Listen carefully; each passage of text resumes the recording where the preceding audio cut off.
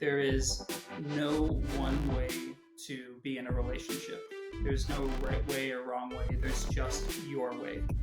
And to be cautious about mirroring your relationship off of someone else, because guess what? They're different individuals.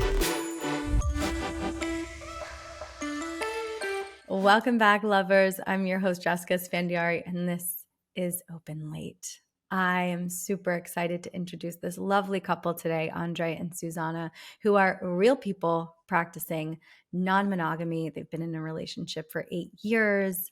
The little I know of these two is that they met as Marines and have a pretty wild story. So without further ado, welcome to the show.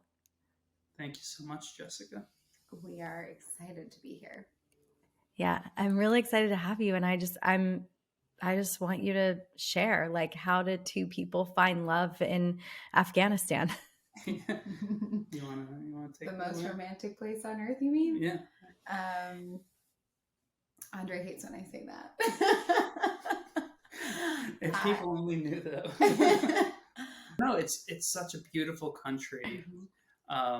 There's just certain individuals that have made it where it's harder to live a life that is, I guess, easier and less war torn. And I mean, and I'll be honest, we can't say much different about the United States as well in many areas. So it just happened to be the reason we were there was very specific. And I'll speak for myself. The way that I look at war, the way I look at conflict, the way that I look at who is the enemy has drastically shifted since my time.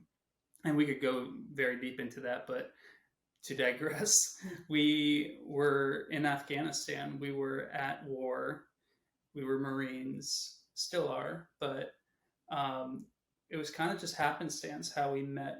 We were in different units. This was in 2014 as we were gearing up to pull out of Afghanistan. And we met, honestly, we ran into each other. We literally, like, I was coming around the corner on our base and this 5'2" powerhouse ran into like my chest area, like right about there. And I at first it wasn't like immediately like drawn to you or attracted to you. And I think you said the same thing actually. Yeah, it was a little bit like a meet cute in a rom-com, only we were in war and in our uniforms. And no, we were both married to other people. So we were both very committed and deeply in love with our partners at the time. So there was no intention or no opening, because at that time, both of us were deeply entrenched in monogamy. And in monogamy, you don't have eyes for anyone else, right? There is this concept that like, you're not supposed to. So why would you even explore that? And what we discovered was Andre connected with me. I actually remember him sending me an email that I like laughed out loud at my desk. And I was like, this guy is hilarious. And then we ended up meeting by running into each other.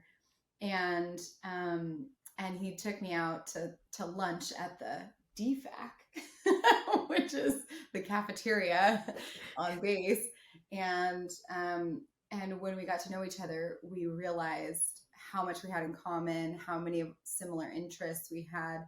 And in the military, as a woman, as a married woman, it's more acceptable to be friends with other married men, because then it doesn't look bad. Like in the military, as a woman, you're either sleeping with everyone or no one likes you. It's like one or the other. That's kind of like they say you're like a bitch or a whore. That's like one or the other. Those are your choices. So I preferred to be a bitch, I guess, and rather than a whore, if those are my two choices. Right, because there's so many options. So many options. A lot of my sisters in the Marine Corps will understand this, and that, but we developed a relationship because we felt safe, basically. because, oh, well, you're married, I'm married, great, we can be friends. And as that developed, we both realized, actually, I think I feel a lot more for you. And I also love my partner. I love my spouse at home. And so we started to feel love for multiple people at the same time. And that's what kind of led us on a journey of being like, oh, maybe there's something more than monogamy. Yes. So at what point did you tell your spouses about each other? It's a very good question. Well, actually, very early on, very early on, but at the time, I think we also were unaware of what that like relationship was. We shared about meeting each other, about the time that we spent with each other. Susannah actually came back from Afghanistan earlier than I did, about 6 months earlier, and she actually spent time with my ex-wife. Like they went out to. You guys went out to some rooftop party and we got real shit-faced. very debaucherous. But yeah, there was a connection with them prior to me returning, but also prior to me returning, your relationship was going through a transition. Like she was going through a divorce, and when I came back, my relationship was also going through a transition as well, and they each did for various reasons separate from one another. And I think also I realized I came back with some PTSD from my time being deployed, and I went into my own space of like wanting to just recreate the way that I looked at life. Like something wasn't making sense to me. And as my wife or my ex-wife was wanting the divorce, Susannah and I became closer together. We supported each other through our individual like separations. And while there was love there, it was really more of a supportive, like nurturing connection that we held each other during what was a dark time.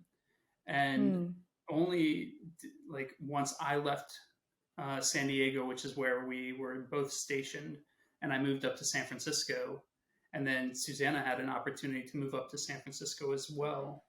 That's where the journey really started into our open exploration. And I don't know if you've been to San Francisco, but it is one of the birthplaces of just being authentically yourself.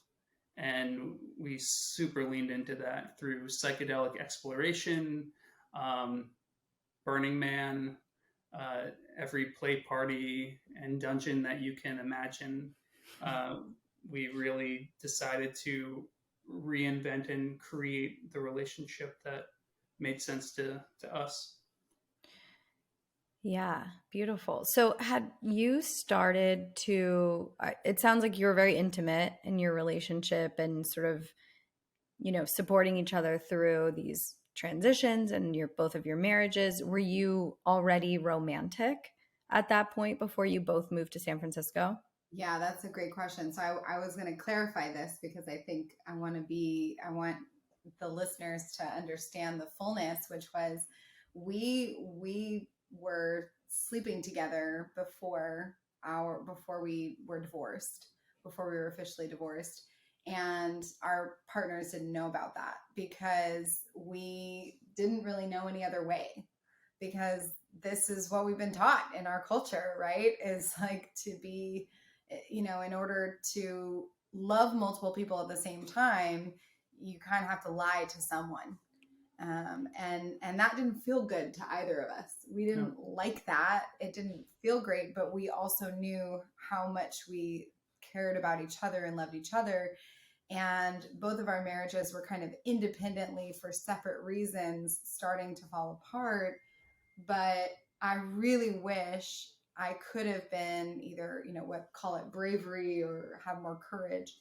But I wish I had known what I know now and been like, actually, we can just explore. And I do remember talking to my husband about threesomes with people, like, oh, let's like bring this girl home or that kind of thing. And he was very not about that. So I remember feeling a little bit trapped, but also knowing how much I loved this human and how much I loved both of those humans at the same time. And feeling like I had to choose. And that was frustrating. Yeah, feeling like, go ahead. I was just going to say, feeling like infidelity is the only option is the reality for most people on the planet at this point still. Even with non-monogamy like on the rise and becoming a bit more public and a bit more acceptable, we still live in San Francisco and LA. So for the majority of, our culture, it's still very taboo. And most people find that infidelity is just much more palatable than non-monogamy. Yeah, that's why it's so important that we're having these conversations and being so honest. I appreciate you clarifying that because so many people make that same choice. And if they felt, it's wild that you feel safer in infidelity than you do non-monogamy. And I think we're not far off from having a tipping point in, the direction of being able to just be honest and people understanding that you can love more than one person at once. And yeah, so I appreciate, where, the story kind of takes its turn. And I want to know how your partners both receive the information of like finding out about that. If we can like go a bit deeper into that, just for people listening to, because I imagine that many people are going through this at this point too, wanting to open up to their partner and share that this is something they're interested in. It sounds like your husband at the time did not receive it well, even the idea of having a threesome. But can you go a bit deeper into? Yeah. I also want to say that when you're in the military, there's actually a law. It's called the UCMJ. So like you have the laws and the systems outside of the military that you have to obey as a civilian, but you're also subject to the UCMJ, which is within the military. And it's actually, even if you're in an ethical, non-monogamous relationship, even if it's consensual and both parties agree that this is something that we want to do, it's actually against the law. And you can be kicked out of the military. You can go to jail for being openly dating other people outside of your marriage. Got it. Yeah.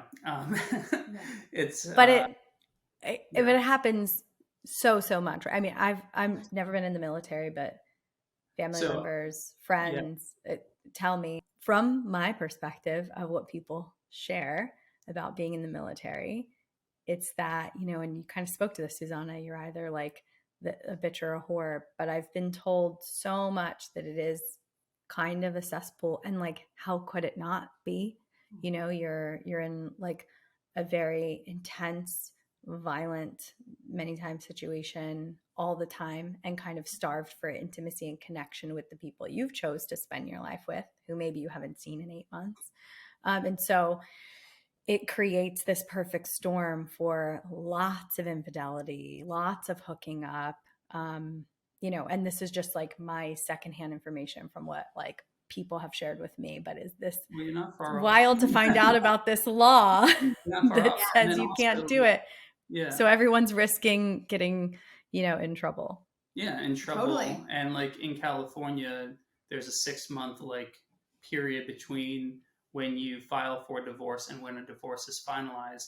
And even during that 6 months, when we were being intimate, if we were to have been caught in that experience, we could have literally gone to military jail.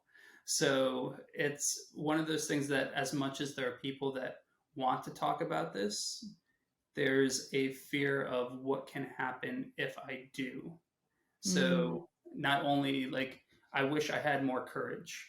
I wish I had more courage to be able to talk about it when I was in, but there was fear about what this could do to me later on in life. Yeah. So Yeah. it happened afterwards. Yeah. And so our spouses, there was never like a conversation with our spouses. Our spouses, my partner started to express some issues with me kind of before he and I even ever had any feelings toward each other. And so my relationship was kind of on the downhill. It was like already, the course had already been mapped. And then when he returned, there were other reasons that his partner, who he had not seen in, I mean, you guys hadn't lived together for over a year, or you hadn't lived together for about a year. I was deployed for a year, but basically my ex-wife wanted children, and that's not something I want or wanted. And it came to a point where I asked her, if we never had children, would I be enough for you? And she said no. And that was the tipping point to our relationship and our separation. So while we were separated and in the process of our divorce, we didn't have, well, I'll speak for myself. I didn't have that conversation with my ex-wife because we were already separated. So there wasn't anything to share with her. Got it. I would have loved to have that conversation, but I think we both decided that the relationship structure that we had been in wasn't really serving us anymore. And we were unlearning so much about like what it's like to be in a relationship that doesn't fit like the societal structure that we constantly see like shoved down our throat. And we learned so much in that time, and we're still learning. But it was very, like, so many things had to align for us to be sitting where we are right now. And it's funny actually to like think about all this shit that we've been through. But it's a great point. Like, again, like you said, your listeners, like, there are so many people who are going through these transitions and want to find a voice or unclear on how to find it. And we're also navigating that still today with our family. Like, sometimes our family don't understand our relationship. I think she has a family member recently that doesn't want her around her children because of the lifestyle that we live. And to me, I'm like, good. I would say to those people who may be navigating this and who may be experiencing, maybe they are in a monogamous relationship and they're seeking to explore non-monogamy, and maybe they have someone in mind for that, maybe they don't. I tend to find that it can be easier if you don't have a specific person in mind, because then the attention and the jealousy doesn't go directly to that person. It's more of like an open-ended, I'm curious to explore in general. And I would encourage those people, like Andre did with me, because I was pretty conditioned to monogamy for a long time. He was very clear. He was like, I don't want to be in a traditional monogamous relationship. I feel more alive when I can explore in these different ways. And that authenticity really struck me. Okay. So that I was going to ask at this point, so you sort of both moved to the same city. Had your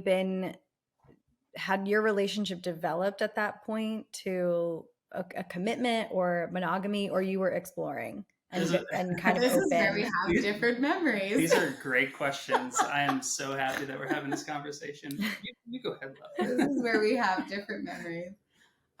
He and I both, this is where like our stories veer for a little bit. And one thing I love about us is that we have different experiences of the same journey. And that's just so human. Like we can be at the same event and we all had a different experience and a different memory of it. 1,000%. So I have this with Pasha. So. Yeah. great to see it when other people are having it as well. We are the king and queen of that. So, so we're right there with you. And we lived in San Diego together, not together, but in similar areas. So we did spend time together toward the end of our time in the military. And we were working at the same unit. So he literally worked down the hall from me for a while. Could not escape. He just got closer and closer. And then he left the military sooner than I did because his contract was complete. And he moved up to San Francisco. And it was during that period of time where we were navigating both the final divorces that we were going through and also exploring this new type of love, this new type of connection that we had. And we knew there was a connection there. And I was very much like, okay, we're in a committed relationship. Let's go. Let's do this. And he was like, I've been in a committed relationship for 10 years. I want to just enjoy myself and have a good time. And I don't even think I knew how to do that. I don't think I understood how I had been in a committed relationship since I was 19. So like, I didn't know anything else. But I really didn't know either. Like, yeah, but you had like 25 girlfriends before that, so. So you had experience. You had experience. I had experience, but my experience was I enjoy a committed, deep connection with someone, but then if I feel something else for someone else, then I can't do that with the next person. I have to end whatever that connection was with the first person, because that's just what you do. You don't have multiple loves. You don't have multiple ways of connecting. So I was very much also learning about this experience as well. And I just knew for myself that whatever I was doing before, there was something that wasn't working for me in what was like traditional monogamy. Yeah. So now, had you seen any examples of non-monogamy where you were like, I want to try that, or you're like, climbing Everest without a map like most of us were 10 years ago? There. Okay. Yeah. We were climbing without a rope, no oxygen. I was looking. I definitely, which is why we created the open relationship course we have, because we didn't have many mentors. There wasn't a lot of great information out there at the time. There were some examples, but I remember vividly it was on a news station talking about, this was when I was visiting family in Florida, was talking about this polyamorous couple, and they were all wearing jean shorts. They were missing teeth. You mean jorts? Jorts. It was basically, it was the example of what I don't think I would want my relationship dynamic to look like, but that was what was there. And I'm like, fascinating. What is this? What is this they were calling it polyamory. And I think a lot of people also lump every type of open relationship dynamic into polyamory. Right. Not fully understanding what it is. And I imagine because this was on the news, what I noticed would happen a lot if you just like dig back a little bit and do a little research is like any non-monogamy that really has been highlighted, previous in the last 20 years is sort of making a character out of people. And, whoever those people were, I'm sure the news sort of tried to paint them in a very clickbaity way, which is such a bummer. But yeah, so this was your great example. It was great. Like, it was people of Walmart, but it allowed me the ability to now say there's something there that I don't fully understand. So I had to go out of my way and go down this rabbit hole of discovery of what is this. And we made a ton of mistakes along the way. We learned so much about ourselves, about other people we were connecting with. But it was necessary. I think for our journey, it was necessary to discover that because, again, we were both from the military. We've been in uncomfortable, dangerous positions before. So we weren't afraid, afraid to explore the unknown. And that's why when Suzanne approached me about like what would be kind of a committed relationship, I can't say I was not afraid at all, but I had a new sense of courage to say, this doesn't feel good for me. There's something more I want, and courageous for her to say, while this doesn't feel good for me at all, I want to explore this with you. I think I'm intrigued. I was intrigued by threesomes. It had been a thing that I had been desired for a long time, because I was also very attracted and am very attracted to women, to all genders, really. And my sexuality has always been somewhat fluid. So I was like, okay, I can get down with that. And I remember thinking, I just want you. Like, I don't really care what structure that has to be in. I just want you, because you are incredible. And I was so drawn to him that I was like, whatever needs to be in order to be around you more and to be able to love you, let's figure it out.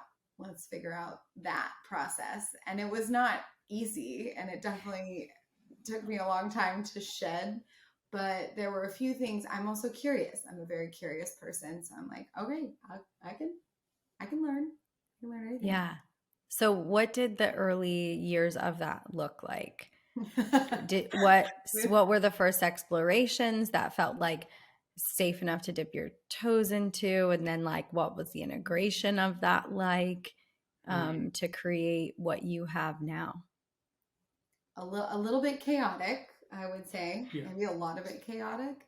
I actually see it as quite similar to other like twin flame. I would consider us to be twin flames in a lot of ways. So a lot of twin flame relationships where it's like fire on fire. And really, regardless of what the circumstances are, whether you're navigating consensual non-monogamy or monogamy, there's going to be some like intense feelings and some like deep shedding and some deep wounds that are challenged. And our exploration at the very beginning started off as like threesomes, as like exploring with women that we knew that were in our friend group in various ways, and generally not like random people, like not if so we're talking much, like very beginning. No, not as much like one night stands. We've never really been, that's never really been our vibe. It's always been like people we know. And I was like, we sleep with our friends. So funny, when we started out, we were like, we can't sleep with our friends. Yeah. And then it took us like years to be like, okay, some friends we can sleep. Some friends, maybe some. Yeah. Okay, so you're like, you have a familiarity with these people. Yes. Yeah. Yes. And I think that gave us some comfort there, and it wasn't as unknown. And then slowly but surely we branched out. You want to talk about that? What did our branching? This is when like Tinder and Field and the apps were starting to really blow up more. So that was a really great way for us to start to put ourselves out there again into this world, this unknown world for us. And being in San Francisco doesn't hurt either, because you can throw a rock and there's some form of like play space or play party or dungeon. And I've always felt very connected to what is kind of my dark passenger, my shadow. I explore BDSM in my work as well. And being able to go into that realm, you meet a lot of other people who are also open to varying types of relationship dynamics. So it started with friends, started with women, then moved to couples, then moved to groups, and then we started hosting our own gatherings. So always together up until this point. I would say you're not playing separately. No. For the first like 3 years to 4 years, we were mostly exploring together. But we do explore separately now. But we also go through phases. We like to look at our relationship kind of as like an experiment, and we try things. We're like, oh, let's give this a try and see how this works. And we call them seasons. Like we'll do like a month of closing our relationship, and then a month of only exploring separately, and then maybe it's a month of exploring with this particular individual or couples. And in doing so, I think we learn a lot about like the variety of what we're interested in, because that changes as well. I mean, when we started, Susannah wanted to also bring men in and be with couples, and for me, I remember saying, well, you can explore that, I don't have any issue, but i don't I don't need to be there, I want to be there. And she said, well, actually, I want you to be there, I want you to witness this, and also I feel safer with you there. So I had to then go into my edges and go into my discomfort of something I had no idea about and try it on for size. And I'm like, oh, I actually really like this. I remember when I was like, wait a minute, we've only been playing with women, which I love, and that's beautiful. And like, we need some dicks up in here. Like, I need some yeah. Okay, good. Yeah, we need to like balance this out. And I remember bringing it up to you, and I remember exactly where we were coming out of your old apartment in San Francisco, and you were like, I remember watching his brain, and he was like, wait, but that means that they're gonna be like inside of you. And I was like, yeah, that's how that works. Yeah. Yeah.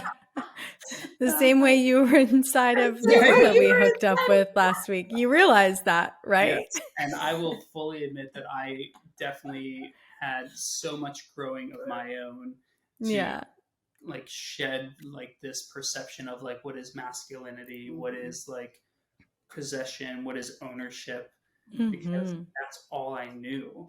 And well, that's all you were taught. That's what monogamy really, this kind of like assumed monogamy teaches us. So understandable. But good on you for doing the work and now helping others, realize that this is not the most expansive way to live and to relate and to connect. So, yeah. And he got over that real fast. Yeah. Like the first time. And I mean, how much? Yeah. Well, it's super exciting then. And you're like, this is what I could be doing. I could be witnessing, like, my love, like have pleasure and like get to see what she's experiencing when I'm with her. But like having the bird's eye view of it is just it's a wild experience that I hope everyone listening has the courage to step into, especially for men, because I think it is kind of acceptable in the norm. Women were conditioned the same way that you are about ownership, that like being with other women is really sexy. So a lot of times, even when women actually don't feel those needs, they end up doing those acts because it can be performative, or you think it's going to make people like you more when you're younger. At least that was my experience in college. And so to have it flipped and for you to step into this thing open-minded, and then to have like the gift of being like, oh, this is something I really enjoy, is so beautiful. So thank you for sharing. We also learned a lot about compersion. We learned a lot about compersion, and for your listeners who are unfamiliar with the term, it's basically deriving pleasure from watching or your partner receiving pleasure, and it doesn't have to come from you. It can come from someone else. And I also didn't realize in that exploration how much I was also denying a part of my sexuality when it comes to my connection to men. That there's a beautiful connection that I have, both emotionally as well as physically, to men as well, for myself, that I would have never had the courage to like examine without the help of my partner, and going into these spaces of what is this idea of what is sex, what is sexuality, what is partnership outside of this binary view, And it allowed me to then expand myself even further.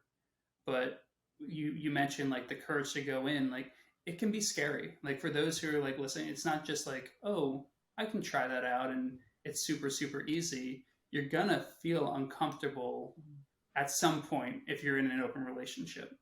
It's just it's part of the journey. But having that community, the support structure, people like Jessica, people like us who can kind of talk through our experience can make it a little less uncomfortable. But also, like, what relationship is like only comfortable? If you're in a ones that are not growing. yeah, Ones that are kind of dead. Clearly, Mm-hmm. like even if you're in a monogamous, whatever your relationship structure is. And I often say, we talk a lot about monogamy versus polyamory or monogamy versus open. And I really see a lot of this on like a spectrum that like, it's just about boundaries. It's just about where are your boundaries on these, in this sort of spectrum mindset. And to me, monogamy has its own spectrum as well, right? Like it could be like, you're not allowed to, I'm not comfortable with you going to dinner with someone of the opposite sex. Or it could be, I'm super comfortable with you sleeping in the same bed with someone of the opposite sex, as long as you guys have your clothes on, right? Like whatever, even within monogamy, it's just a whole spectrum, and it's all about negotiating boundaries. And no matter what relationship you're in, even if it's open or you think it's safe because it's traditional, like you're gonna come up against moments of discomfort. So why not explore in the process? Yeah. So beautiful. And as you mentioned, you two created a course together. I would love to hear just a little overview. You know, we talk so much on this show about like how to open up, and it's been sprinkled throughout like the entire last year of doing the show. And then finally, I don't know, 2 months ago, I did a solo episode. Like, okay, here, so many questions are pretty much the same thing.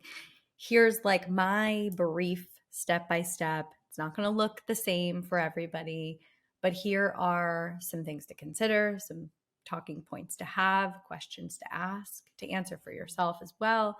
And like, here's how you can step into it, either opening your relationship or starting to practice like solo, you know, non-monogamy as you're dating. So from your point of view, I would love to hear maybe, you know, because I'm sure you have a lot of clients you work with, what are high level steps that people can take if they haven't even dipped their toes in yet, but really want to? What would you say, like step 1, step 2, step 3 that can yield the most success? Yeah. I think step one is finding out what you as an individual are desiring in a relationship. That's step one. Like, what is it that fundamentally is at the core of your desire in a connection? And it could be that your partner fulfills every single one of those desires. Awesome. Then like that might be just what you need, that one partner. But generally, and I'll speak just for myself, there's many things that I desire that Susannah might not be able to fulfill for me every single day. And it doesn't have to just be physically, it could be emotional as well. So if I'm looking for something that she can't fulfill, which is a lot of expectation to put on one person to be everything, then how can I find that in another type of person or another dynamic? So figuring out what it is that I want, what I need, and then also Susannah doing the same thing. And then once we both are doing that, sometimes we'll make a list. And that's something we have. Is like we tell people, write down what are the things that you are getting in your relationship that are fulfilling you, and what are things that might be missing? What are things that you're desiring that aren't quite being met? And then you come together and then you share those lists and you say, oh, well, that's not really my thing, or I don't really get the same pleasure out of that as you do. Great. Mm-hmm. Is there a way I can find that, or can you find that in someone else, in another connection? So that's step one, is like, what fundamentally do you want? What are you missing in your relationship? And then step two is communicating that to your partner, Mm-hmm. and figuring out ways to start, like you said, dipping your toe. I wouldn't recommend just going out and saying, oh, let's try this out. You go explore that way and you explore that way, and we'll come back and we'll compare notes. It can be daunting. It definitely can be Mm-hmm. daunting. So dipping your toe, slowly starting to kind of find out what is out there, and then coming back together and sharing about it. And an easy way to do this, if you do decide that you want something beyond or different from the traditional monogamous relationship, and you want to design the fundamental, the foundation of something that's more open, we have like the download that, we have a whole, it's a relationship agreement, where once you determine that you want something a little more, and maybe your partner wants something a little more, and you both come together and you're like, okay, I want something that looks like open, or I want something that looks more like polyamory, or I want something that looks like this, then we have an agreement that you can actually go through, and then you both can go into it and check, okay, I'm okay with this, or this feels good, or, and that gives you kind of it's like a contract a little bit, that allows you to both understand what each other's boundaries are. And that allows you to then explore safely, which is something that we wish we had at the beginning. Yeah. Beautiful. This is something that people can download right off your website? Yeah. Yeah. So It's a free download. Yeah. Yeah. Cool. And we will link this in the show notes for sure. Great. And then the other thing that came up as you were sharing was the idea that every relationship, to include open relationships, are going to have some form of like step. Like, if I follow these steps, I'm going to find success and everything's going to work out beautifully. That is a fairy tale beyond fairy tales. No way. So, yeah. No way. Doesn't work like that? So what I like to say is that there is no one way to be in a relationship. There's no right way or wrong way. There's just your way. And to be cautious about mirroring your relationship off of someone else, because guess what? They're different individuals. They have different desires. They have different boundaries. And if you're like, well, like Karen and Tanya over there are doing it just beautifully, we need to be just like them, that's when you can start to kind of get yourself into these tough, challenging moments, because that might not be who you are. So really finding out what works for you both and how you can navigate it together, rather than saying, this is the model that we need to follow, and if we can't do it, then polyamory doesn't work, open relating doesn't work, it failed, we're going to go back to what we know. And that's where I see a lot of couples go. Mm-hmm. Right. Retreat like all the way back to, home base. When there are so many different ways to do non-monogamy or just non-traditional, relating in general. Yeah. It's super true. And I think that's one reason I like the way that we've taught this, is we're not trying to teach you our way. We're trying to give you tools and actual rituals that you can put into your relationship, so you can discover the essence and the seed of what makes your relationship really special. Mm-hmm. Yes. Relationship by design, I always say, is the best way to do it, is design your own from scratch. And I super love these steps. They very resonate with this, with sort of the episode that I shared, that was like, okay, this is, not a one size fits all, but if you get clear on your desires and you communicate them clearly, because your partner is not a mind reader, and then you dip your toes in at like a nice slow pace where you give yourself time to like experience something and then integrate and have lots of conversations about it. That's generally going to create a lot more success than not having all the information, not communicating, and going way too fast, like diving right in, like, okay, let's go to a sex party and we're gonna, we're both gonna hook up with other people and then we're gonna see how we feel in the morning. It's like, oh God. I want to give one quick exercise that for your listeners that I think they should try and as they're communicating. And it's one where we share our fears. So if your partner comes to you and says, I'm interested in being in an open relationship, you sit facing each other and then you give each person 7 minutes. And the first person will say, these are my fears, that my deepest, most, challenging fears in going into this relationship or this type of relationship. And then even the person who brings up the idea also shares their fears as well, of like, this is what I'm afraid of, because that puts it all on the table. Then you both get to share, and each of you speaks for 5 to 7 minutes without the other person interrupting. It's simply just a sharing, and then the other person is receiving.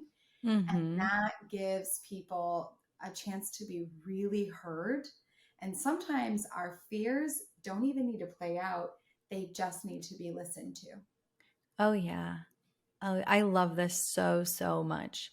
This is, it's a beautiful process. I appreciate you sharing that with the listeners. And my listeners have heard me talk so much about the emotional process, which I always say is the same thing. Like, if you express an emotion in a healthy way, and it can create a nice container for yourself to do so, and sit with an emotion, feel it, whatever it is, it eventually will dissipate. And I feel the same way about fear. It's like, sure, like all fears are valid because they're super real to the person experiencing them.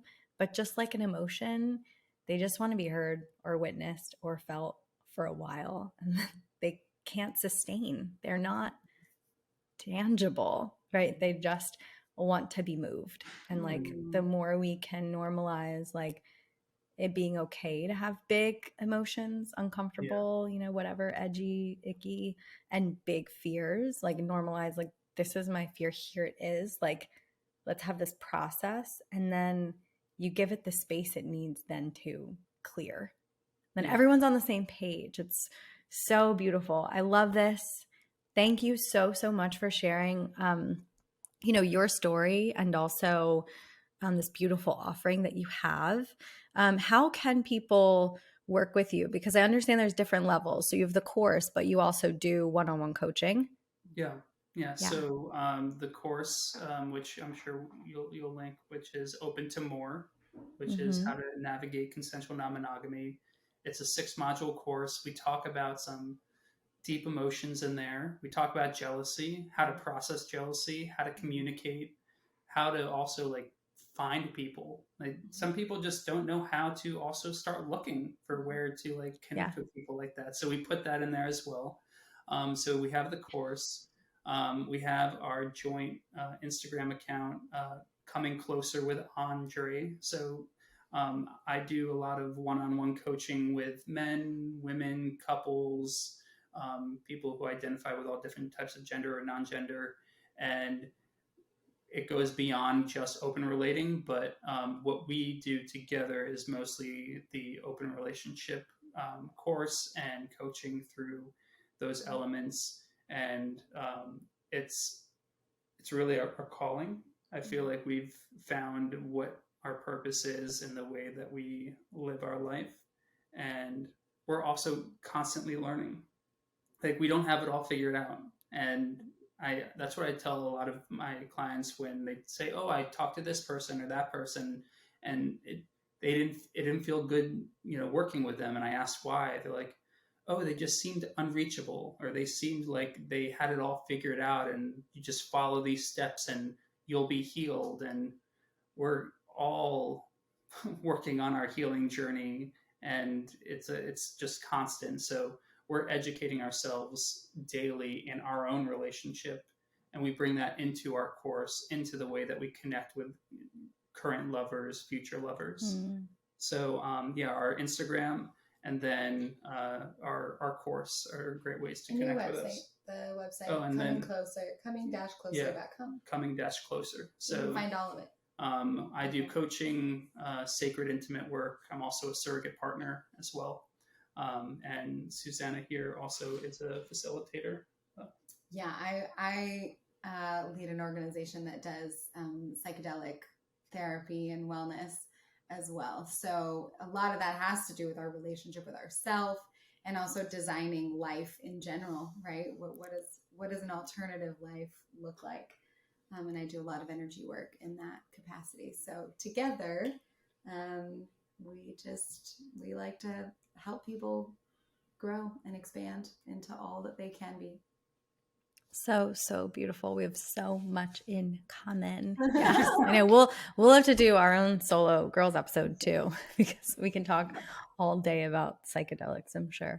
Well, this has been so beautiful. Thank you for joining me. And I wish you both so much love and happiness for this new year, because I'm pretty sure by the time this episode comes out, we'll be celebrating the beautiful dawn of 2023.